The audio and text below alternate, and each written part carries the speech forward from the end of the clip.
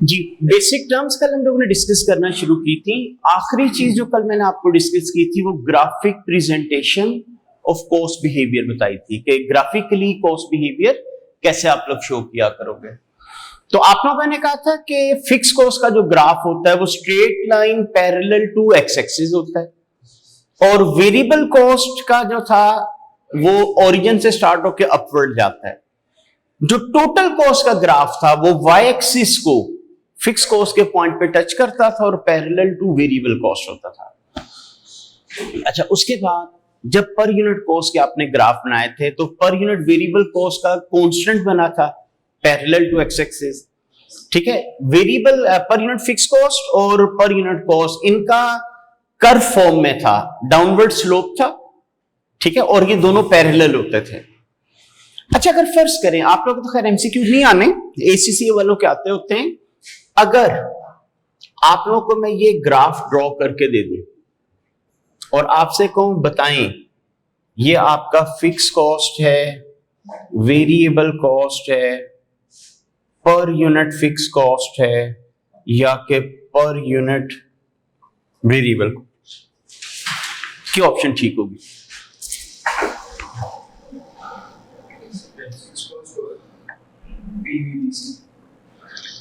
हाँ जी, अगर फर्ज करें एक ही ऑप्शन सिलेक्ट करनी है तो कौन सी?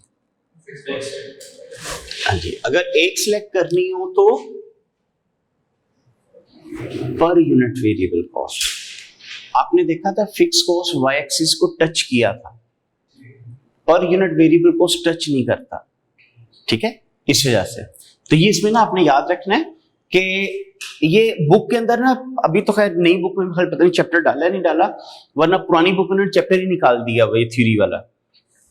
तो उसमें टाइपिंग मिस्टेक थी, उसने टच कर दिया हुआ था, per unit variable cost touch नहीं करती, जीरो पे तो इंफिनिटी चला जाएगा, इसलिए वो गैप के बाद शुरू होती है।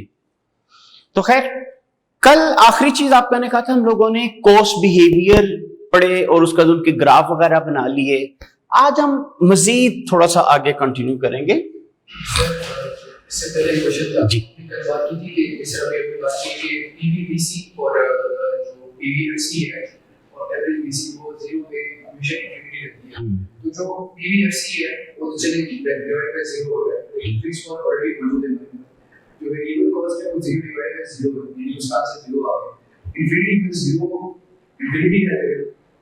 हाँ, वो एक्चुअली अब उसमें मैथमेटिकल रूल लगा के कैलकुलेटर पर डिवाइड करके देखो जरा। हाँ,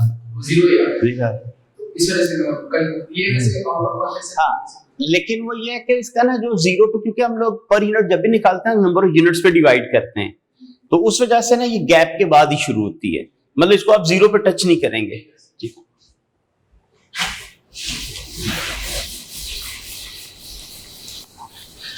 कल देखिए नंबर कहां तक हो गए थे, 5 और 6 हो गए थे।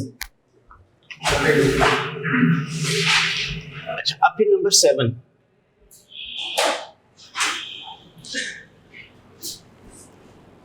Methods to bifurcate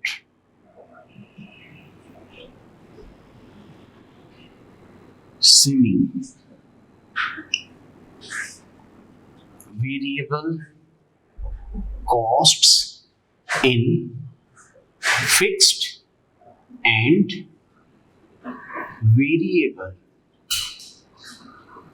element.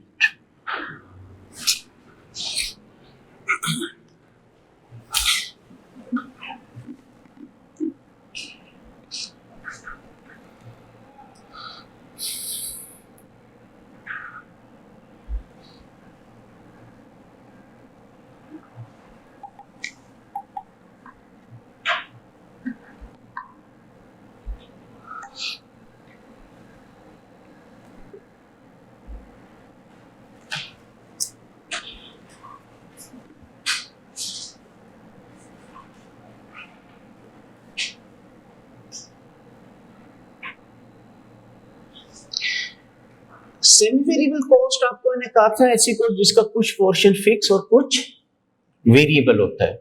अगर आप लोगों को मैं सेमी वेरिएबल कॉस्ट दे दूं और आपको कोई यार इसमें फिक्स अलग करो वेरिएबल अलग करो, बाइफरकेट कहते हैं ना अलग अलग करने को, तो बाइफरकेशन के मेथड कितने हैं? तो इसको बाइफरकेट करने के हमारे 3 मेथड हैं।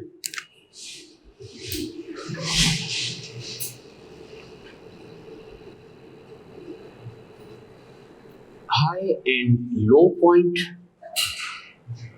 मेथड, स्कैटर ग्राफ मेथड,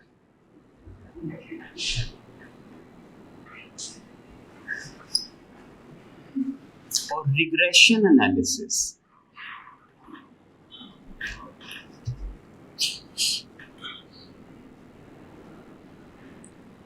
इसी को लीस्ट स्क्वेयर मेथड भी कह देते हैं।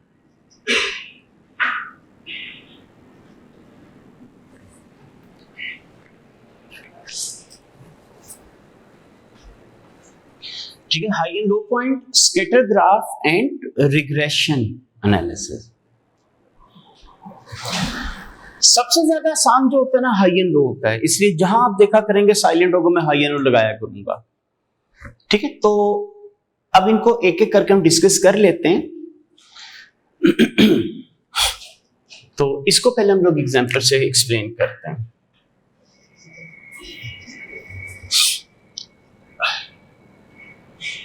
यूनिट्स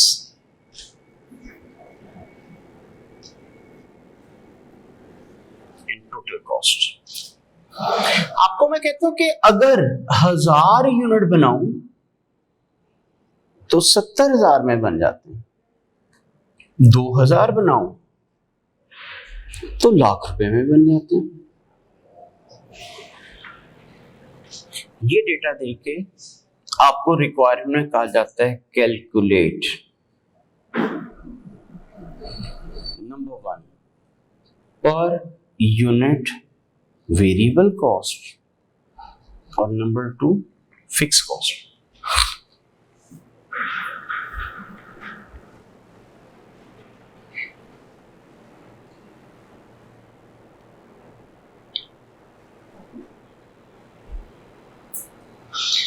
ठीक है, आपको मैंने कहा 1000 यूनिट बनाऊं 70,000 का खर्चा आता है, 2000 बनाऊं ₹1,00,000 का खर्चा आता है। ये डेटा देके आपको मैंने कहा बताओ मेरी पर यूनिट वेरिएबल कितनी और मेरी फिक्स कितनी है। तो टोटल कॉस्ट कल मैंने आपको कहा था ना ये सेमी वेरिएबल होती है, इसमें फिक्स वेरिएबल दोनों शामिल होते हैं। तो अब हमने अलग अलग करना है, तो अलग अलग करने के 3 मेथड हैं, अभी हम इसको डिस्कस करने जा रहे हैं। अब कितने यूनिट आप लोगों ने फालतू बनाए? फालतू कितने बनाए? 1000। देखिए ना, 1000 से 2000 पे गए तो 1000 ही एक्स्ट्रा बने ना। कॉस्ट कितनी बढ़ गई?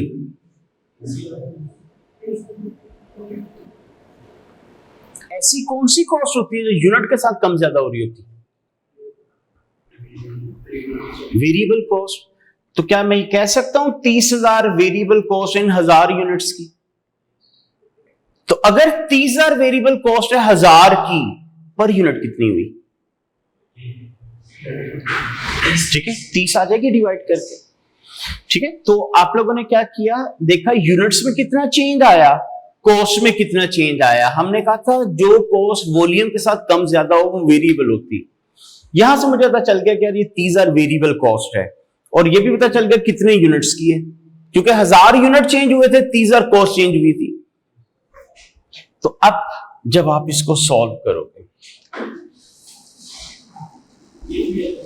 तो जब आप फाइंड आउट करोगे ना पर यूनिट वेरिएबल कॉस्ट, तो हम लोग क्या कर लेंगे, 30,000 को 1000 पे डिवाइड कर देंगे, तो आंसर आ जाएगा ₹30।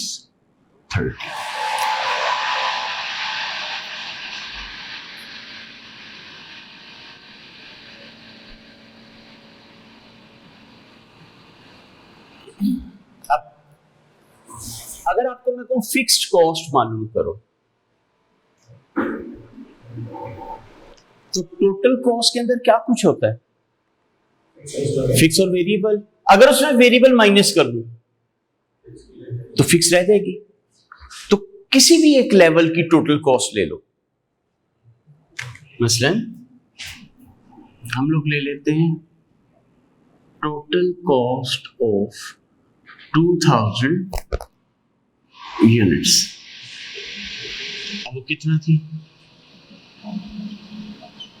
1,00,000। इसमें से ना हम लोग लेस कर लेते हैं, वेरिएबल कॉस्ट ऑफ 2000 यूनिट्स। जी 2000 यूनिट्स की 30 रुपए के हिसाब से कितनी बन जाएगी? तो अगर इसमें 60,000 वेरिएबल है तो बाकी 40,000 क्या है? तो ये आ गया आपका फिक्स्ड कॉस्ट।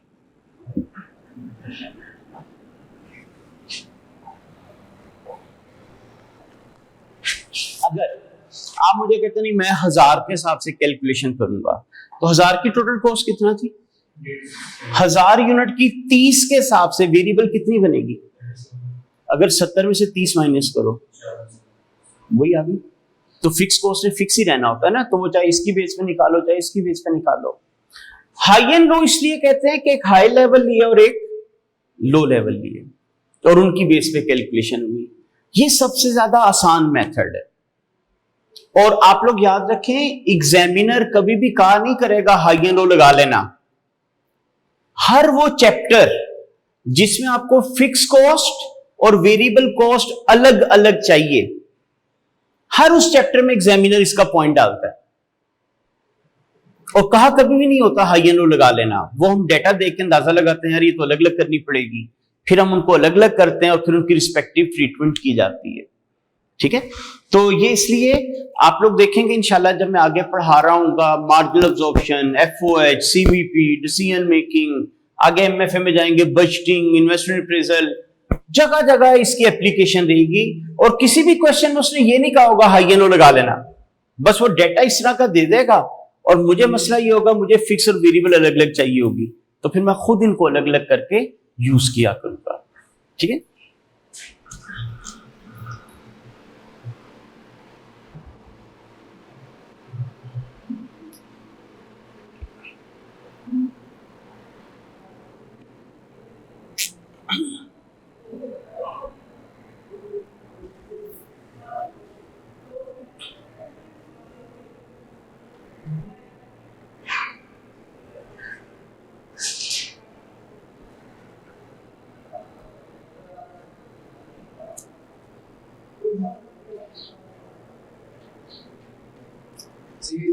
इसमें जो आगे होगा और लोअर होगा दोनों की फिक्स कॉस्ट बराबर ही रहेगी। हाँ जी, वो जिसमें नहीं बराबर होगी वो हम बाद में पढ़ेंगे, उसको स्टेप कॉस्ट कहते हैं, वो बाद में डिस्कस करेंगे, वो भी सिलेबस में है।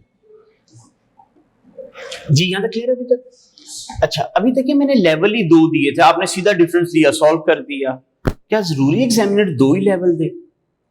नहीं, वो 3-4 दे दे, 1000, 2000, 3000, 4000। तो हाई एंड लो में ना एक्सट्रीम पॉइंट्स लेने हैं। एक्सट्रीम का मतलब हाईएस्ट एंड लोएस्ट लेना है। तो अगर मैं 1000, 2000, 3000, 4000 दे दूं तो आप वो 2 लेवल कौन कौन से सिलेक्ट करोगे?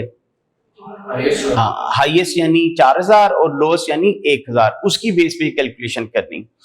अच्छा, इसका मतलब आपने तो अभी 30,000 डिवाइड बाय 1000 किया था ना, तो ये 30,000 क्या चीज थी? अगर मैं इसका फॉर्मूला बनाऊं तो क्या लिख सकता हूं? Difference in total cost over difference in activity level. ठीक है, difference in total cost over difference in activity level.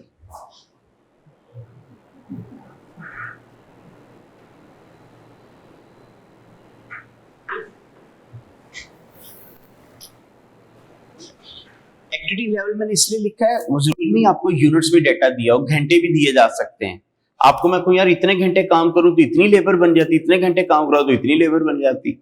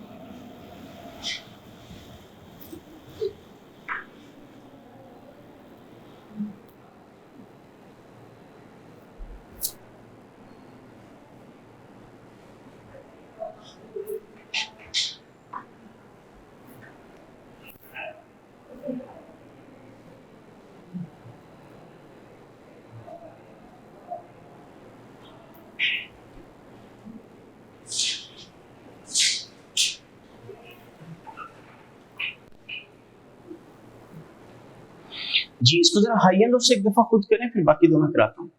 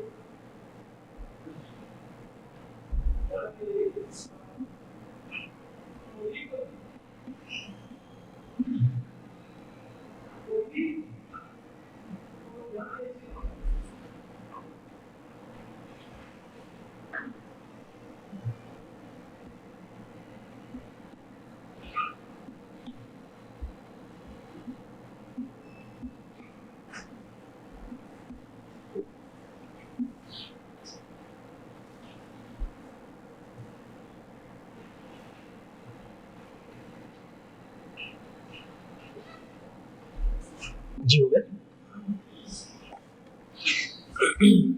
अब आपको दो लेवल कौन कौन से लेने चाहिए थे, कितने कितने यूनिट्स? 10 और 40। देखिए फॉर्मूला हमने क्या लिखा था, डिफरेंस इन टोटल कॉस्ट और डिफरेंस इन एक्टिविटी लेवल, यानी इसी पैटर्न के ऊपर हम लोग इनकी कैलकुलेशन करके देख लेते हैं।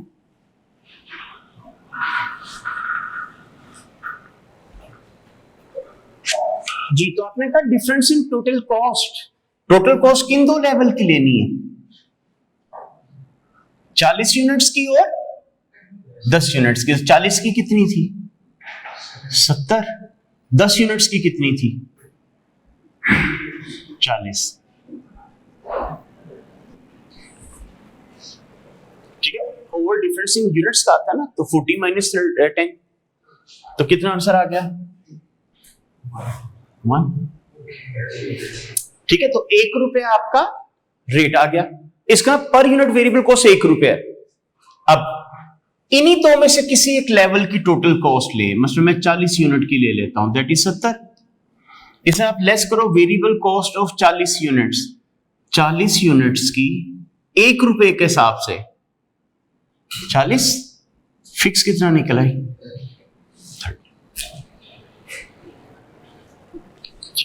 तो हाई एंड लो में आपका ने कहा कि हाईएस्ट एंड लोएस्ट पॉइंट लेके आप लोगों ने सॉल्व कर देना है। अच्छा अब आते हैं जरा स्केटर ग्राफ, नाम से जाहिर हो रहा है ग्राफ बनाना पड़ेगा और फिर उसकी बेस के ऊपर आपको कैलकुलेशन करनी होगी। अब हम लोग इस क्वेश्चन को जरा सॉल्व करके देखते हैं।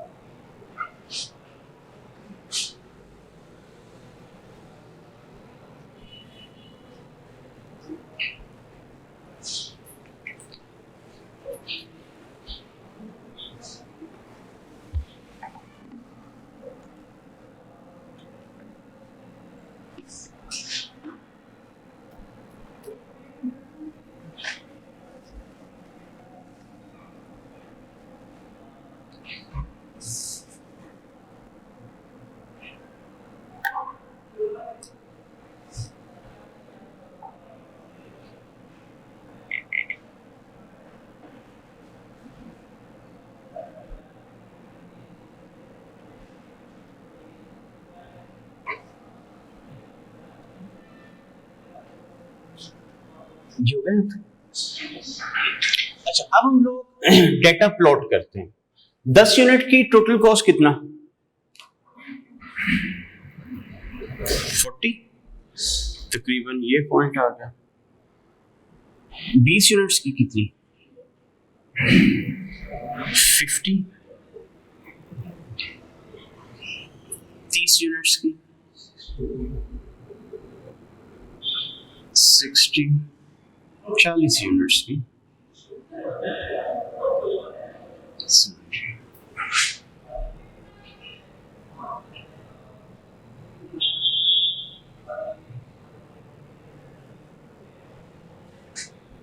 ठीक है, ये आपकी टोटल कॉस्ट होगी।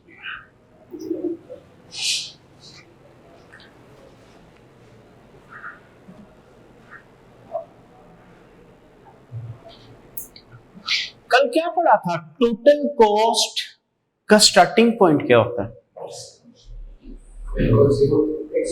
टोटल कॉस्ट फिक्स कॉस्ट होता है, यानी वो वाई एक्सिस को फिक्स कॉस्ट पे टच करती है।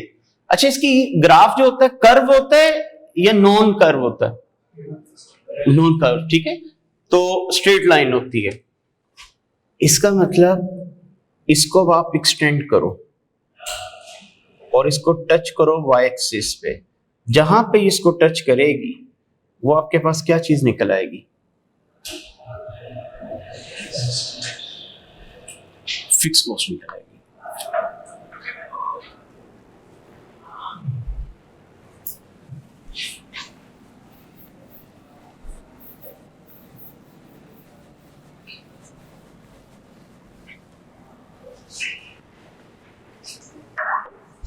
इसका मतलब अब मुझे ये पता चल गया कि इस कंपनी की जो फिक्स कॉस्ट है ना, कितने? 30 पे टच किया ना उसने। अब किसी भी एक लेवल की टोटल कॉस्ट ले लें, क्योंकि हमें मालूम करनी है पर यूनिट वेरिएबल। तो टोटल कॉस्ट ऑफ, चलिए 10 यूनिट्स ही हम ले लेते हैं, तो कितना थी? 40। अगर मैं इसमें से लेस कर दूं फिक्स्ड कॉस्ट, वो कितना है आपकी? 30। तो बाकी 10 क्या बचेगा? कितने यूनिट्स की? हमें कितने यूनिट्स की चाहिए? पर यूनिट चाहिए ना। तो 10 रुपए कॉस्ट है 10 यूनिट्स की, तो फिर पर यूनिट क्या आ गई?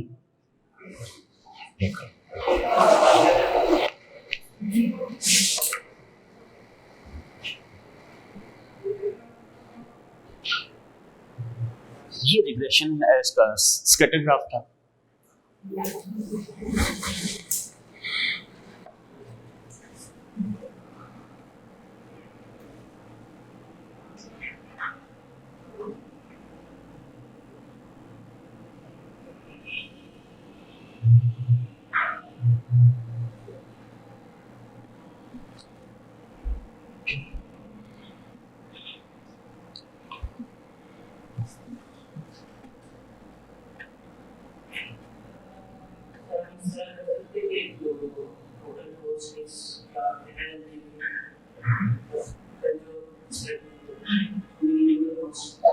वो पर यूनिट नहीं ना निकलेगी। अब देखिए यहां से यहां तक गैप है तो 10 गई, लेकिन हमें पर यूनिट चाहिए थी, उस वजह से फिर हमें इस तरह करना पड़ता।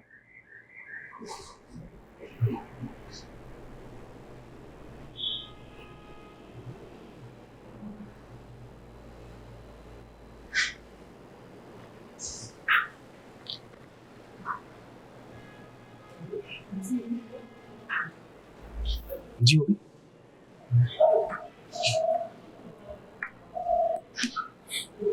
अब आते हैं रिग्रेशन एनालिसिस।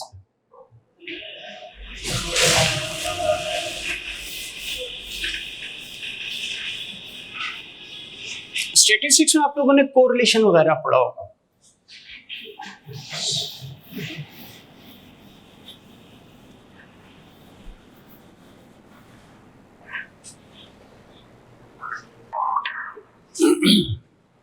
अच्छा, अब आप लोगों ने ना, ये अभी मैं सब डिस्कस करने जा रहा हूं रिग्रेशन एनालिसिस। पहले हम इसको जरा डिस्कस करते हैं, फिर क्वेश्चन सॉल्व करके देखेंगे। आप लोगों ने मैथ के अंदर स्ट्रेट लाइन की इक्वेशन पढ़ी होती है, क्या होती थी वो? y is equal to a plus bx। ठीक है, स्ट्रेट लाइन की जो इक्वेशन होती है उसको रिप्रेजेंट किया जाता है y is equal to a plus bx, जिसे आप लीनियर इक्वेशन भी कहते हैं।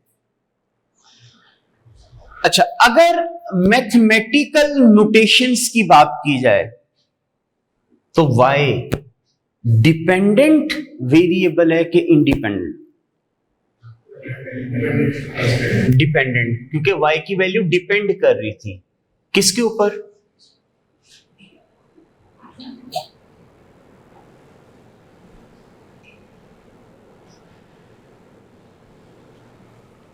a जो होता है ये कांस्टेंट को रिप्रेजेंट कर रहा होता है, b जो होता है ये रेट ऑफ चेंज, या जिसे आप स्लोप या ग्रेडियंट कह देते हो, x जो है ये आपका होता है इंडिपेंडेंट वेरिएबल।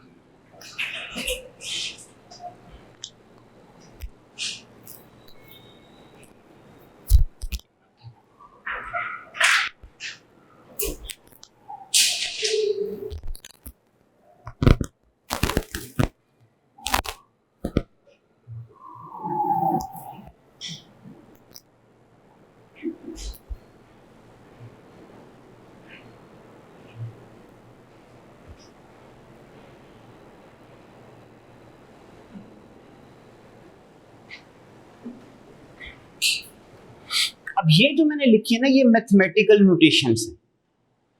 अगर यही मैं कॉस्ट फंक्शन पे अप्लाई करूं, यानी कॉस्ट अकाउंटिंग में मैं इसको ले आऊं, तो फिर कॉस्ट के अंदर जो y है ना, ये आपकी टोटल कॉस्ट हो जाती है। अच्छा, कौन सी कॉस्ट कांस्टेंट होती है? फिक्स। तो a जो है ना फिक्स कॉस्ट को रिप्रेजेंट करेगा।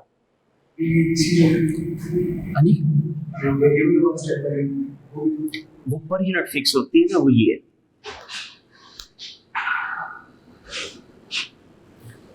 जैसे आपको मैं कोई यार 1 यूनिट की 10 रुपए वेरिएबल, अब 1 की 10, 2 की कितनी हो जाएगी 20, 3 की कितनी हो जाएगी? तो आप क्या कर रहे हो, 10 इंटू नंबर ऑफ यूनिट कर रहे हैं ना। तो 10 जो है that is rate of change, और इंडिपेंडेंट चीज यहां पे क्या थी? यूनिट्स। यूनिट्स चेंज हो गए तो कॉस्ट बदलेगी ना। तो मैथमेटिकल नोटेशंस ये होती हैं, कॉस्ट के हिसाब से नोटेशंस ये होती हैं।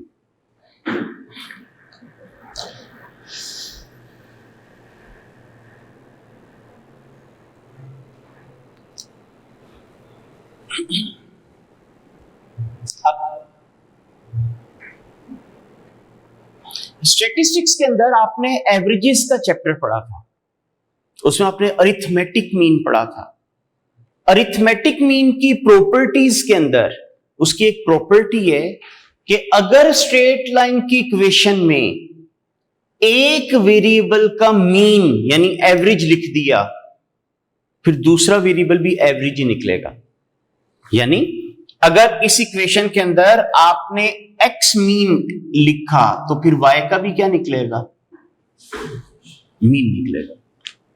ठीक है, स्टैटिस्टिक्स में आपके तो खैर क्योंकि एमसीक्यू से, वरना जिस दौर में हमने किया तो ये प्रूफ करना पड़ता था, 12-15 नंबर का, कई 20 नंबर का क्वेश्चन आता था कि इस चीज को प्रूफ करके दिखाओ। तो बहरहाल तो ये अरिथमेटिक मीन की प्रॉपर्टीज के अंदर प्रॉपर्टी है कि अगर स्ट्रेट लाइन की इक्वेशन में एक वेरिएबल का मीन आ जाए तो फिर दूसरे का भी मीन होता है, और आपको पता है मीन के लिए हम ऊपर डैश लगा दिया करते हैं। तो इसका मतलब ये इक्वेशन हमारी इस फॉर्म में बन गई। अब आप लोगों को एग्जामिनर करता क्या है, देखें दो कॉलम मैंने दिए हुए ना, एक एक्स का कॉलम दिया हुआ और एक वाई का कॉलम। देखें एक्स आपने कहा था क्या चीज है, और टोटल कॉस्ट जो थी वो वाई थी ना, तो इसका मतलब दोनों चीजें आपको गिवन थी, यानी एक्स और वाई आपको गिवन था। स्टैटिस्टिक्स में आपने एक्स मीन का क्या फॉर्मूला पढ़ रखा है जी? एक्स मीन का क्या फॉर्मूला था? Summation x over n. Summation x क्या होता था? सम ऑफ एक्स। एन क्या होता था? Number of values. अच्छा, इसी तरह अगर वाई मीन का फॉर्मूला पूछूं वो क्या था?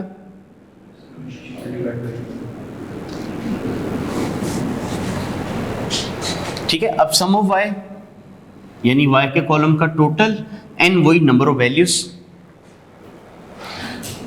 सो आप लोगों को ये पता चल गया, आप लोगों को ये पता चल गया कितने वैल्यूज अननोन है? दो। एक अगर और पता चल जाए दूसरी को बैलेंसिंग मिल सकती है। तो स्टैटिस्टिक्स में रिग्रेशन के अंदर आप लोगों ने ना बी के कोई 4-5 डिफरेंट फॉर्मूलास पढ़े होते हैं, यहां पे हम वो यूज करते हैं जो सबसे ज्यादा सिंपल होता है। तो बी का फॉर्मूला होता था n sum of x y minus sum of x multiply by sum of y over n sum of x square minus sum of x का होल स्क्वायर। ठीक है, इस फॉर्मूले की मदद से निकलेगा बी। जब ये भी पता चल गया तो फिर रीअरेंज करके इसको वैल्यू डाल सकेंगे। ठीक है, अच्छा अब देखें ये कैसे निकलेगा। एन वो तो वही नंबर ऑफ वैल्यूज जितनी है, सम चाहिए किस चीज का?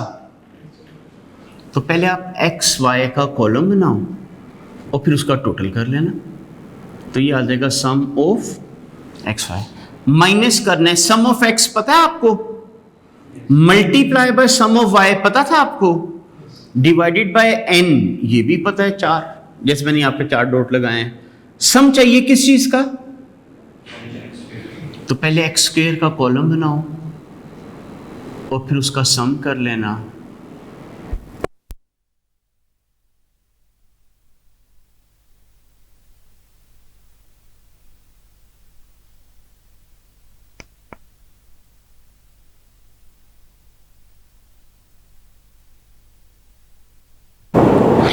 जी, तो जब b भी निकल आएगा, इधर वैल्यूज लिख के a फाइंड आउट कर लेंगे। तो b हमारा क्या था? Per unit variable. a क्या था? फिक्स कॉस्ट, और रिक्वायरमेंट पूरी हो जाएगी। ठीक है, अब इसी क्वेश्चन को हम इस मेथड से भी सॉल्व करके देखते हैं।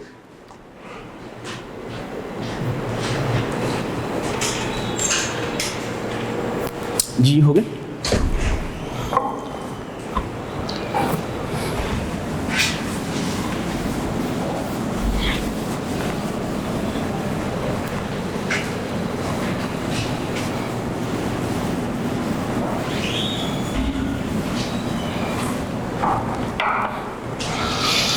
जी, तो रिग्रेशन एनालिसिस में आपको मैंने कहा हमारा फॉर्मूला क्या बना कि y mean is equal to a plus b x mean.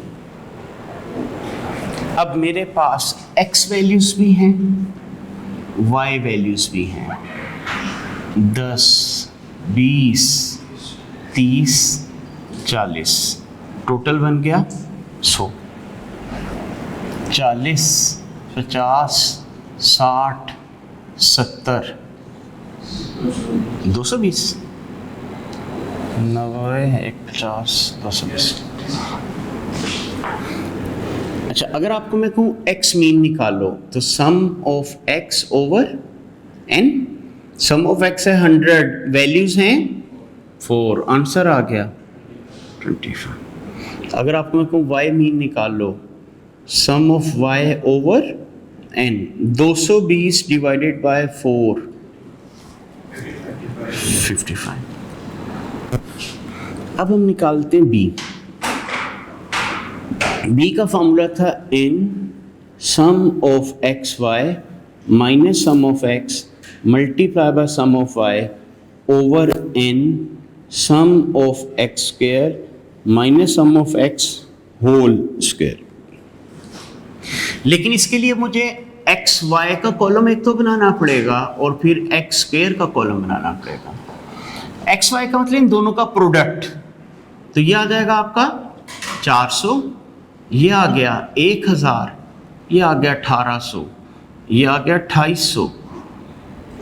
अब इनका टोटल कर लें, 36, 46, 5, 6, 6000।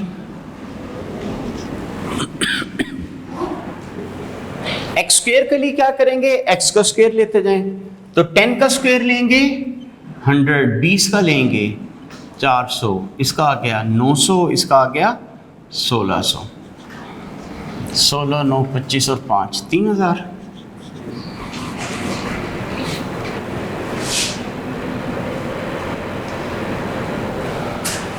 अब इन वैल्यूज को हम इधर लिखते हैं। तो n था 4, सम ऑफ एक्स वाई था 6000 minus sum of x 100 multiply by sum of y 220 over n that is 4, sum of x square 3000 minus sum of x 100 का स्क्वायर। ठीक है, अब जब आप इसको करोगे, ठीक है, कैलकुलेटर से सॉल्व करेगा, मैं बदल किस तरह कर लेता हूँ, 24000 आ गया माइनस 22000 आ गया ओवर 12000 माइनस 10000, तो 2000 डिवाइड बाय 2000 1।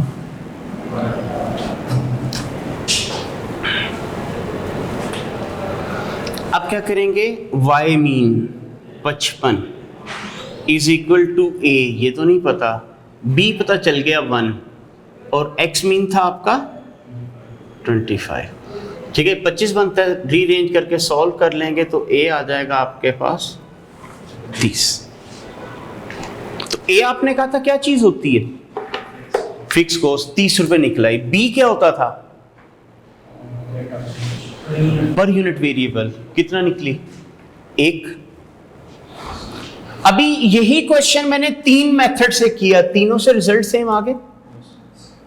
ठीक है, अगर क्वेश्चन में स्टेप कॉस्ट ना हो तो तीनों का रिजल्ट सेम होते हैं, लेकिन अगर क्वेश्चन में स्टेप कॉस्ट आ जाए तो फिर रिजल्ट सेम नहीं होते, बदल जाते हैं। पेपर में एक दफा ना एग्जामिनर ने क्या किया था, उसने इसी तरह क्वेश्चन देके उसने कहा कि जी हाई एंड लो से भी करो, रिग्रेशन से भी करो। उस क्वेश्चन के अंदर उसने स्टेप कॉस्ट डाली हुई थी। कई स्टूडेंट्स ने पेपर के बाद आके मुझे कहा कि सर वो एक दफा किया, आंसर नहीं टैली हुआ दोनों का, फिर मैंने काट के दोबारा किया, फिर भी नहीं टैली हुआ। वो एक्चुअली टैली तब होना है जब स्टेप कॉस्ट ना हो। स्टेप कॉस्ट होगी तो तीनों का आंसर डिफरेंट निकलना है। ठीक है, उसने जानबूझ के एग्जामिनर ने स्टेप कॉस्ट डाल के चेक किया था स्टूडेंट करता क्या है, कि उसके ज़हन में ये तो नहीं कि सबसे मेथड रिजल्ट सेम आता है, तो वो सबसे जरूरी नहीं सेम आए। ठीक है, तो अब आपने देखा सबसे ज्यादा आसान इनमें कौन सा था, हाई लो। इसमें तो देखिए लंबी चौड़ी वर्किंग ही बहुत है। अगर आपको मैं 3 तरह की स्टेप सेमी वेरिएबल कॉस्ट बता दूं तो 3 दफा आपको ये वर्किंग करनी पड़ेगी, तो आपका तो घंटे से इसी काम पे लग जाना है। ठीक है, इस वजह से साइलेंट होता है तो हम हाई एंड लो यूज करते हैं। स्कैटर ग्राफ इसलिए नहीं करते, ग्राफ पे वैल्यू रीड करने में गलती होती है, उसकी वजह से फिर आपकी कैलकुलेशन सारी इफेक्ट हो जाती है। तो इसलिए मेनली हमारे सिलेबस में हाई एंड लो चलेगा, लेकिन ये 2 भी आपको पता होने चाहिए। जी यहां तक क्लियर है सब? तो अभी फिलहाल फिर मैं इसको यहीं तक छोड़ रहा हूं। कल इंशाल्लाह एक तो मैं आप लोगों को डिस्कस करूंगा, इंपॉर्टेंट चीज है, high and low with step cost. ठीक है, अभी मैंने आपको कहा ना स्टेप कॉस्ट आ जाए तो सेम नहीं रहता, तो कल इंशाल्लाह हम लोग स्टार्ट करेंगे high and low in step cost या विद स्टेप कॉस्ट। वो सारा उसके जो 5-6 केस बनते हैं वो करके फिर अगर टाइम बचा तो मजीद कुछ टर्म्स डिस्कस करेंगे। तो अभी हमारे ना कुछ दिन लगने इस टर्म्स के ऊपर। एक्चुअली पहले आप लोगों का जो CMA की पुरानी बुक थी ना, उसके अंदर ये चैप्टर पूरा डिटेल में था, तो हम लोग स्टूडेंट को कराते होते थे। फिर ICAP ने क्या किया था, ये कॉस्ट का जो पोर्शन था ये FAR 1 में ट्रांसफर कर दिया था। जब 1 में ट्रांसफर किया तो इधर से चैप्टर निकाल के उधर ले गए, इधर से खत्म कर दिया, फिर बाद में उधर से भी निकाल दिया, अब उधर से भी निकाल दिया, इधर दोबारा डाला भी नहीं। तो आपकी जो बुक है ना वो शुरू ही मटेरियल से होती है। अब जब तक आपको ये चीज़ें ही नहीं पता होंगी, जहाँ जहाँ ये चीज़ें आएंगी वहाँ फंस जाएंगे। उस वजह से ये मैं आपको सारी चीज़ें कवर करा रहा हूँ। अब माइट भी अब ये नई बुक आए उसके अंदर ICAP भी दोबारा चैप्टर इंक्लूड कर दे, लेकिन पुराने एडिशन तक ये चैप्टर नहीं था। ठीक है, पेपर में एप्लीकेशन आती है, 18-18, 20-20 नंबर की भी एप्लीकेशन आई हुई है इनमें, लेकिन वो मसला ये है कि बुक में नहीं था, तो अक्सर टीचर वगैरह कवर नहीं कराते। पर तो कल इंशाल्लाह इसको हम आगे कंटिन्यू करेंगे। Thank you.